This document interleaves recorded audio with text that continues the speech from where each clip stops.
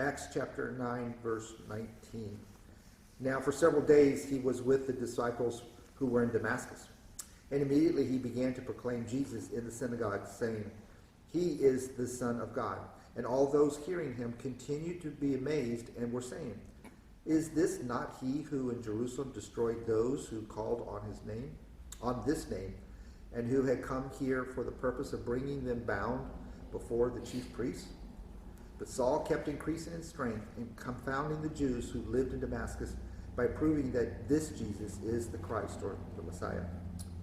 And when many days had elapsed, the Jews plotted together to do away with him, but their plot became known to Saul, and they were also watching the gates day and night so that they might put him to death. But his disciples took him by night and led him down through an opening in the wall, lowering him in a large basket. Okay, I'm going to stop there for a bit. Okay, so starting off with the middle of 19, now for several days he was with disciples. So what had happened right previous to that was the scales fell off, right, off his eyes, and he could see, and he got baptized, and a bright light shone, and there was angels all around, and horns and trumpets. Oh, maybe I'm getting carried away there a little bit. Is this, would you call this the start of the Christian church? I'd call the start already before. Yeah. You know, we've already had Pentecost, and we've already had the apostles on the map. Right. So probably earlier. Although there are people now that, or some people put them in a category called mid-acts, meaning either chapter 9 or chapter 13, where he gets commissioned to go to the Gentiles. And they only use that portion of the Bible from here forward as being applicable to today. Today's. Now I'm not promoting that or agreeing with it. I'm just saying there are people that if you want to know of one of them comes on the radio not long after now, because sometimes I don't go immediately home, and he comes on Friday morning, about 30 minutes from now, a fellow named Richard Jordan, and he's played, so if you listen to him carefully, he's a mid-acts guy. I'm glad you went there. Yeah, and that, what's sad, I think, I say it this way, I think it's sad, because what does it matter? Really think about it. The only thing that matters is, what is a believer, and if you are, you're a member of the body of Christ. Did it start Pentecost, or did it start mid-acts? I've heard that. What does it matter? The most important thing is, are you a believer? And I think you're right. People get bogged down. They'll sit there and fight tooth and nail. You're not a mid-acts guy, or if you're not this. Right. What are we doing? Right. I'm glad you said that. Well, a guy like there is a problem in that he would go as far as to say that that's all you teach. You don't. Yeah, there you go. There you go. I'm with you, brother. I'm with you. Wow. In some of the early chapters, it seems like they're still preaching that message of Old Testament's all right. Yeah. But and church could be called assembly. And so when it uses the word church earlier, it could just be meaning the assembly of those that are believing that Jesus is who he said he was, but yet it's not till Paul seems to be going out with the gospels of church. But like you're saying, it's not, I don't draw no line. It's like the transition is taking place gradually. Yes. More and more Peter starts getting where you don't see Peter, and all of a sudden Paul comes to the forefront. Right. You know, Right. because they're still ministering to the nation Israel, and Paul's going to the Gentiles. You know. And did Paul ever say, "Hey, listen now, those people aren't believers"? He never No, says that. no. Paul always says, "Hey, listen, this." Oh, you got it. Paul says there's certain mysteries that were given to me, and I get it. In Paul's message, let's face it, you're right. If you look at Paul's message here, now go read Romans. Yeah. He grew as a believer in the knowledge. Right. So I love it. There is a transition. I mean, are you the same person you were when you first became a believer? Yeah. No way. No secret way. Because Paul, when he first gets saved, he's just saying what they said. Oh, Jesus is the Christ. You know, he is the Messiah. That's all he was saying. He just changed because he met Jesus. But then he goes in the desert, 3 years, and then he comes out with changed person, changed message. 'Cause Exactly. He built upon the message. it's built upon, yeah, it's not doing away with it, it's just His built message on. is Yeah. Jesus is the Messiah, but what? Yeah. Death, burial, and resurrection, and you receive the Holy Spirit and a new creation. So I think it's very important. But I think, Steve, I'm glad you said that, because you're right, there is a problem when you say, if you don't agree with me, then I doubt something. And that's a Right. problem. Right. Right. I know we spent, 2 years studying Matthew? Yep. A guy like, that I was telling you about, say, no, today you shouldn't be studying. Wow. Right. Yeah. Yeah, but I'll work God's word to study because you learn from it. Mhm. Some applications. But even the Judaizers, were the ones that given Paul so much trouble, were ones that they believed what Peter and them were telling them, yet Jesus was the Messiah, now we believe it, but they didn't know anything else other than still be in the church, still under the law. Mhm. And so they were going, telling the converts, hey, yeah, he's telling you it's okay, but you have to also be circumcised and follow the law of Moses, because they still, you know, Still in the tradition. still in the tradition, yeah. Yep. So in 19, when he talks about, when Luke says, now for several days he was with the disciples, what do you think he means with the disciples? Is it just taking residence and eating food? Probably not, probably more than that, don't you imagine, after what he just... Yeah. Yeah, I think he was being ministered to by the people he was going to go Right. lasso and drag back to Jerusalem. Yeah. Yeah. You know, because he was going, the people that he was now with are the people that he was going to arrest. Yeah. I can imagine his questions. What does all this mean? This is Paul just right after getting baptized. What does this really all mean? What is? And so you had other believers that were, if I may say, older believers. I don't know by how much, Right. weeks, months, years. Right. Being able to minister Right. to him at this time. Because Plus, if you go to Galatians 1:17, it says he doesn't tell you here, but it says there that he went off for a while, and Right. I don't know where I got that 3 years I said last yeah, week. It's In actually, the you're right. Arabian desert, I think he might have went to the same mountain where Moses was, Sinai. Yeah, it's pretty chance. They say the wilderness. Yeah, it's a lot. That's deep and it's good stuff. Mhm. And the reason why they say 3 years because I love it. Galatians, if you go to, which is in Acts 15, talks a lot about what's going on in Galatians, but this also can be tied in. They look at, it's cool. You got to do your research, but Damascus, this and that, the way his letters were, it comes about 3 years. You can see where Paul, you can document it 3 years he was Oh, gone. I see, okay, yeah. So yeah, it's pretty cool. And then wilderness is what it means. And a lot of people, when they say that in the Bible, it usually means where Moses saw God. Every time it's written, that's where it's at. So that would be a unique situation, if you know what I mean. Yeah, yeah, So we'll see, but it's all cool. it is. and so it's not necessarily that all of a sudden Saul had this supernatural endowment of all knowledge, right? It's just, as we were alluding to earlier, just because you were just saved doesn't mean you have everything. And you should be at peak performance of a Christian, whatever that may be there. However, in 20, mine starts with "and immediately." So there wasn't a whole lot of lag of time to say, well, no, I don't know. I need to study more before I can share about Christ. I don't know how many times I've heard that, well, no, I can't go there until I've taken more book studies and other kinds of studies. There's just immediately he began to proclaim what he knows. That's really what it is, right?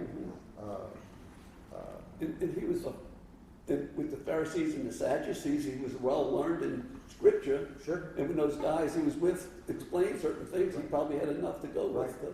Who knew better about how to tie that all together than Paul? Yeah, it's funny how God knew that. Huh? Yeah, it's weird, huh? It's weird. Yeah. Let me pick And this guy out. the interesting thing is he didn't go to a new church. Right. He didn't go to a theaters or any other malls or anything like that. And he didn't go into these street corners. He went straight to the synagogues. Yeah. Right. Yeah. Right. And basically claiming he is the Son of God. He is the Son of God, not anything more, really. Just, But you can imagine, what Paul now just relaying the experience he had just had. Jesus told me he's the Son of God. right. Jesus appeared to me and said, Yeah. I'm the Son of God. That's all that's basically would have been his message, That's his right? message, right? That's his experience up to this point. Right. And he would, well, and he would build upon, like what Frank said. Yes. And let's go to, because he knew the Old Testament. Right. Now everybody needs to understand. Yeah. Go read the Old Testament. A lot of these prophecies were very obscure. Sure. And that's what a lot of people, if you really talk to people who have no agenda, they'll tell you who know the Hebrew. It was pretty obscure. So Paul was probably like, how did I miss this? Right. But Exactly. it's there. Right. It's there, y'all. And that's Right. what I think is pretty nice. Yeah, they had no context at the time when the Yeah. prophecies were given in the Old Testament. That's Now right. they have context Exactly. to them. Right? Exactly. Same thing like when I know we're reading in John that, Jesus said some things, but it wasn't until later that the apostle said, I remember when he said that. That's what he was talking about. Yeah, so that's you what, give when the context. Bible talks about a mystery or a mystery being unfolded. Right. Yeah. Right. Not a new revelation, but the existing What- one being revealed. Yeah, well, look, if you ever think, and this is where I think a lot of men, me included, I used to really get hooked on this, and now read Deuteronomy 29:29. Basically what it says, God has the right to have mysteries, which mysteries mean secrets if you go to the original text. God has that right, whether you like it. So don't think we're going to be able to, you may not be able to Figure it all figure out. everything out, because he's going to keep some things to himself. And guess what? I love what you said. That's okay. Yeah. That's okay.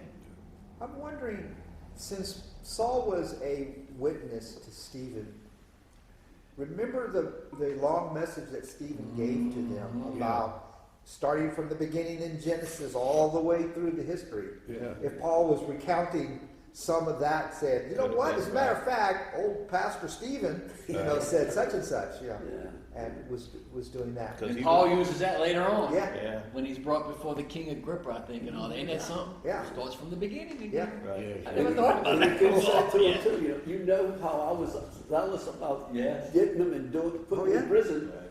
But then this is what happened to me. Yep. And now, I'm just telling you what happened. That's right. So that tells you, that's witness to no matter what situation you're in. I mean, just like Stephen was sowing seeds, and that not knowing that those seeds would fall in the fertile ground of Paul's heart. Right in the intent of Right. truth. Yeah, that's You know. right. Yeah.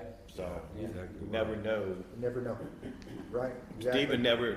Well, he knows now. He wouldn't have known at the time. They were throwing stones Exactly. at Right. those seeds. Yeah, were, you're right. Yeah, Just if you stones think that at me. you're just wasting your time sometimes, but Yes. you're not. Right. Yeah. Yeah. Because this is God's time to invest, not our time. That's right. Yeah. Yeah. And so all those who hearing him continue to be amazed. Now, I don't think it's all those are the disciples, but rather those that are in the synagogue, to keep it in context here. And they continue to be amazed because they were saying, is this not he who in Jerusalem was destroyed? I mean, Paul's reputation is here. Right. And I could well imagine the conflict that they were having. It's like, okay, he's preaching this, but I know he was the sheriff coming, out to go get everyone, and yet he's doing this. I can imagine the confusion, right? Is he just saying this to bring us out? Is it a big trick? Yeah, trick. To get us here. And so there's a lot of doubt I could well imagine going into this. Right. But 22 to me is just the cool. First of all, it says but Saul kept, which meant he wasn't being discouraged. Because I would imagine these people were challenging him out loud. Wait a minute, aren't you the guy that was, had the letters bound to authorize arrest of people? Aren't you that one? So I could imagine he could easily have been discouraged, especially as a new believer, right? Mm-hmm. And then it says, increasing in strength and confounding the Jews. So this strength. When I first read that, I thought, oh, he must be talking about because of the 3 days he was on a fast or whatever. So he's building up his strength. Honestly, you don't lose that much strength in 3 days of not eating and drinking. Not really that much. So what is this strength? It's Spiritual. Yeah, it's spiritual strength. Spiritual strength? Yeah, Yeah. it shows. I think it's spiritual strength. And also, I think it's like anything else. The more you do something, especially when it comes to this, his faith, but the more he preached, the more he remembered what he's saying. Like, this is the Messiah. Right. So, I mean, the more you say something, do reinforcement, something, right. I think you increase in knowledge, strength, spiritual. I think it's a combination of everything. You don't think it's about strengthening political? About building a political power? It could be, but I don't think with Paul it was. But it could definitely be that. But I I think wonder with if Paul this it is wasn't. part of, after he spent those 3 years, I don't know how much time passed between these couple of scriptures. But So this is because the if it was beginning. after, if it had been after that, Yeah. then he would have really had a lot more to share and say. Yeah, this is the very beginning, because he hasn't even been dropped down the basket yet. That first vertical transportation, first elevator. Okay. So yeah, but I think like anything else, I think, again, I love what you said about Paul. I mean, Paul had a lot of knowledge. Now he's exposing. I can imagine Paul was thinking about the Old Testament. The more he thinks, yeah. Look, I found something in Proverbs I didn't know. I mean, I think he's like, oh my gosh, he was the Son of God. Okay, so he was increasing in strength, and this word of mine says confounding. Yeah, That's what it says. confounding the Jews. Is that actually a good thing to be out there spreading the news so that they're confounded? Well, Yeah. they were dumbfounded. I can understand. I mean, but I think he was doing the same thing that Jesus did, right? When Jesus went into the synagogues, and there's the episode where he goes into the temple and they ask him to read the scrolls, and he opens up the scrolls and he reads, and basically in the reading, which I think it was in his hometown, in fact. Yeah, he was 12, I believe. This is after This is older. No, it's a Yeah, I different think- thing, huh? Yeah, this is And when he- he mentioned his daughter. And then he basically didn't give the interpretation that they were expecting, and they got mad, right, to the point where they were going to kill him Yeah. because of what he said. Basically, confounding them, changing, giving the different interpretation than what they were expecting. And I think that's what Paul was doing here. They saw Paul coming in and said, "Here he comes. He's the champion of the Jews. He's the hero." And all of a sudden, he gets in there and he starts giving a message that, That connects the Old Testament with Jesus. yeah, And that confounded them. and that confounded him, made him angry. That's true. You're right. What you're talking about, when Jesus was speaking in the synagogue, he stopped in the middle of that verse. Yes. And when he stopped, what he presented was basically he was saying, "I am the Son of God. Yes. I It's am Lord. I am fulfillment. Yahweh." I forgot about that. And Paul's doing the same thing. He's probably Fulfillment, walking in yes. there like, "Oh, here's our man," and Paul stops. No, Right. blah blah. In Proverbs it says this. That was him. Right. So you're right. Same thing. You're right. That's true. And so, confounding the Jews who lived in Damascus by proving. This isn't just by speculation, by Right. opinions going on here, but laying out the facts that Jesus is mine says the Christ, Right. or the Messiah. Right. And why is that important to Jewish believers? Well, I That think is Christ. what we were saying a while ago about, they knew the Old Testament at some level, and now here's a connection to the Christ. Here's a fulfillment. Yeah.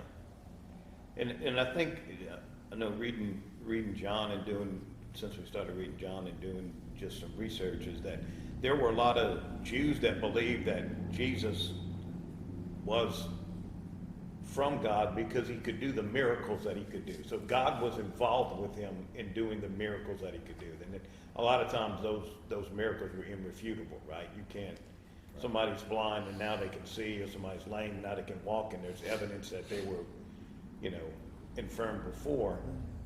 But they believed that something, that God was working through him, but not necessarily that he was God. And that's the whole point, right? You can see the signs and believe in the signs that they're from God, but you've got to get past the signs to get to the point where you say he is the Son of God. That's the saving faith, is that he is the one. He is God. Yeah. He is the Redeemer, the Messiah. And I think that's the point here is Paul was taking them beyond that point and saying Jesus was just more than a miracle worker, because there are a lot of religions that say that he was a miracle worker, Right. but not that he was the Son of God. Does being marked as the Messiah a significance to the Jews itself? Yeah. Yeah. Yeah, they study about a coming Messiah. A lot, right? They didn't refute that. Right. But it gets me, they kept saying, show us a sign. You get all these Yes. miracles. How many signs were they looking for? Would you want to be in Las Vegas with all the signs? Come on. They're all I in mean, your they face. he's doing all these things, and they still say, well, do something for us. Let us see something. Yeah. Oh, man. Okay. And then 23. And when many days had elapsed, the Jews plotted together to do away with him. So it's kind of a Sounds familiar, huh? scene change, all dark and dimly lit. Men in big cigars sitting in the back room making plots, right? To do away with him. It's like I have an offer. I just think of that when I see that. But their plot became known to Saul, so there must be some kind of traitor or somebody or someone in there to do this. And so this is a little confusing here. And they were also watching the gate day and night so that they might put him to death. So what is this watching the gate stuff? What's on here? He's going in and out the city or something. If they watch the gates, the Yeah. city doesn't leave, I guess trying to Damascus, locate where he's at. Yeah, Damascus at that time must have been a walled Right. city. So where's the synagogue in relationship to the city in Damascus? It'd be in their walled gates Right. area, Yeah. right? Yeah. And where would he stay and live? And it would have to be outside the gates. It'd have to be somewhere. So he had to go back and forth. And Not necessarily. okay, The gates were surrounded the city. that's what. Yeah, I'm saying that. So Paul, what I'm saying, but Paul could live in the city. He didn't go back in and out. Oh, I see. Okay, you left it, because, especially Damascus, because they were always at war. That was their strength. Right. You were in the wall. So basically, you lived within the confines of the city. So why would they be watching the gates then? What would Just in be- case he was going to leave or something. Because they couldn't do anything while he was in the city, maybe. Well, Oh, that's a good point. See, I don't know, and I'm with you on that, but the only way in and out was. Never What thought about you're it. saying is why wouldn't they have taken him in the city? Right. Why'd they wait? Why And would I they think it not? was probably because, I think he was, may go back to the point of building strength like you were talking about. Yeah. I think He had some people that. Some I were think down. they were taking counsel because they tried to find him alone or something. If he was always with someone or with Well, a that's- group, yeah, that would that's be a the point, problem. right. There's that. And also, But we if they just could- can't murder him in the city, so I think they were probably saying, if we get him leaving, we Right. got him. Because then we can take him, Paul. So, I would say that's a lot of opinion. Saul. Paul Saul, that was who you're talking about. Hey, I know what happened to Saul. I saw him leaving. Sorry. It's a good thing we don't write our own stories. Yeah. So that they could put them to death. And so it wasn't about teaching them a lesson or telling them don't do that or anything. I think they had learned that from the disciples. Yeah, It it wasn't didn't gonna do work. any It good, didn't right? work, right. No, we just gotta do away with it. But his disciples took him by night and let him down through an opening basket, lowering him, opening in the wall, so some kind of gap in the wall or something like that, and lowering him in a large basket. It sure feels like that's the making of legends. Kind of the start of. It's also a reminder of how it's not going to be an easy road to hoe, doing the Lord's work.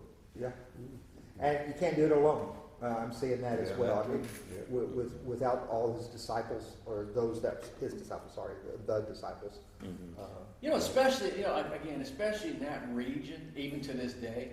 I mean, we have to understand in America, what is our persecution? Oh, they make fun of me because I'm a believer. Okay, wow. You go to that region still today, it's you get killed for being a believer. Right. I mean, let's just say it for what it is. You know, and again, that doesn't make it easier. I think the problem with us is, you know, I think like you said earlier, we get frustrated because, man, I haven't really led anybody to the Christ. You know what? You don't. I don't mean you don't worry. Be concerned about that. Be concerned about it. But that's not your job. Is just to keep doing what you're doing. Right. God will take care of the rest. That's why we Christians get burned out. We want to play God. Right. And you got to stay focused on the Lord. Keep doing. Y'all, we can be happy, have joy and peace, and still serve the Lord, and it's okay. I mean, we're not going to be put through the persecutions. And I thank God, and I pray for those people, but I thank God I'm not being. Who wants to be persecuted? Right. But I mean, think about that. It's okay to say, Lord, I thank you for letting me be here, and I had the freedom to share Christ with people. I think that's good. Yeah, the other thing we see here too is, you know, sometimes it would almost appear that people would say, why didn't Paul just face them? Right? Stephen faced them, and Right. he didn't cower away from it. He But didn't here hide Paul is behind being it. let down by a basket, right? Yeah. I never thought about that. You know, but of course, for a different purpose, right? Paul had a different calling, had a different purpose. Amen. Is that he was going to go to the Gentiles. He was going to be the one to be the main impetus for the gospel being. So, you know, so God's plan, we can't look at it and say, oh, well, Stephen was the one that was brave and stood before him, but Paul cowered away and escaped. Well, but it had to do with the purposes of God, Yep. you know. Yeah, you know, that's the balance God's of. leading them in each situation. He's Yeah. taking what they're doing. And that's the balance with. Okay, I'll give you a good example. If you remember, this is what I not struggle, but it really is. It's a philosophy thing. You look at David. Remember, King David was before he was king. Right. He was being persecuted by Saul. Remember, Saul had him surrounded, and the people were going to turn him over. And he went to God. David says, "Hey, are they going to turn me over?" He goes, "Yeah, they're going to turn." God says, "Yeah, David. Is Saul going to kill me?" "Yeah, David." God answers his prayers. David could have stayed and been killed. Right. But God gave David a brain. God didn't say, "Now, David, you better get out of it now." God, that was it. If you read on, David left. So what I'm trying to say is, God's will is going to be done, but also He gave you a brain. God could be telling me what to do, you what to do, but you're stubborn and hard-headed. "No, Lord, I think you're telling me to run across I-12, and I can make it." No, and I get splattered. So it's a balance. I mean, could Stephen have maybe left? Yeah, maybe. I don't know, you know, because you work within God's sovereignty, Right. His will, and our faith. I think what makes God special is, let's say Paul decides, "I'm going to stand," he gets killed. Right. That's not what I wanted. I'll get Exactly. somebody else. Exactly. See, that's how I think, Yeah. and it's a philosophical struggle with me because the problem is then you say everything bad that happens is God's will. No, it's not. We know that. Right. Yeah. He's not saying I want to kill babies in America with a boy. No, He's not. He's leaving it up to us to make decisions. Yeah, So I think that's the I struggle. agree. My view also is that there's a lot of leeway in choices that we can make Mhm. as Christians and still be under somehow God's sovereign will, but it's still, He leaves a lot of it for us to use our wisdom and knowledge and the leading Like of the Holy Abraham Spirit and to make Sarah. choices. And, Yeah. Got out of His will, but that it's still God still used them and brought about what He wanted to Yeah, do. God's macro, macro, and working within our micro. yeah. You know what I mean? God's not like every, Right. well, I'm going to push Mickey here like a zombie. No, God is saying, this is what on the macro, and He's got His plan. On the micro, us doing our things, that's us working within free will and His will. It's weird, man. Yeah, I recently read a book on that called Decision Making in the Will of God. Mhm. It's something that was real popular back in the 80s, and I had it, and I remembered I had it, and I went back and reread it, and that was kind of the premise of it was, you know, at some level that was the premise where, you know, there's God's sovereign will, and then there's our decision making based on praying for wisdom and making wise decisions and choices and what have you. But in other words, he dismissed the idea that it was a matter of every single thing already being pre-mapped out. Right. Every little minutia, at least on most situations. On most situations, because the only reason why I'm thinking a minor exception to that is he he moved the piece on Saul when he came Yes. Yeah. and presented to Yes. Saul. Oh, He took that chess piece Right, and moved it. exactly, He moved exactly. that one. Well, That wasn't, certainly there are some things you just can't explain Right. any That's- other that's way. what I'm because he saying. would not have just said, okay, Saul, you choose. Yeah, I'll exactly. let you go. You know? There are certainly things that Yeah. sometimes you look at and go, well, there's just no way that could happen. Exactly. But I'm talking about on average is, Yeah. you know, we don't fully know God's sovereign will. Right. We can make wise decisions based on, we know the Word of God, Yep. and that's God's moral will. If God has a sovereign will, then we can't fully know the mind of God. That's right. 100%. That's right. Yeah, We the can only, make- the only thing we can is look in our rear view mirrors and, Yes. and see Well, Yeah. that. That's Right. all we can do. Yeah, see Yeah. And you're talking about Saul, I mean, yeah, he was divinely chosen. I mean, we can discuss, could he have said no? Think about this for a second. that's- yeah. Remember when Paul was told not to go?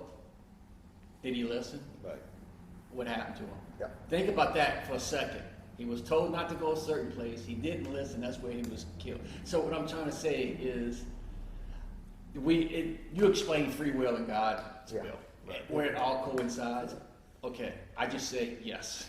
And in other places, when he was on his journey, God said, don't go into this city, go this way, and he went. And he went. So, Ain't that that's something? again. Yeah. it's Isn't it amazing? It is amazing. Yeah. It is amazing. All right, we need to stop here.